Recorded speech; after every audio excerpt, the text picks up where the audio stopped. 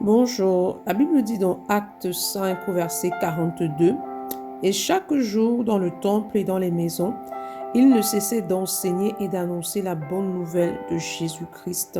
Donc il ne cessait d'annoncer la bonne nouvelle de Jésus-Christ, il ne cessait d'enseigner. C'est le rôle en fait d'un enfant de Dieu. Donc le Seigneur, lorsque tu es sauvé, le Seigneur attend de toi que tu ne cesses d'annoncer l'évangile du Seigneur Jésus, que tu ne cesses de parler de Christ autour de toi, que tu ne cesses d'enseigner ceux-là qui ne connaissent pas, ou du moins ceux qui ont accepté, qui ont besoin de croissance, que tu les enseignes, et ceux qui ne connaissent pas, que tu puisses leur parler de ce que Christ a fait à la croix. Est-ce que tu parles de Christ autour de toi?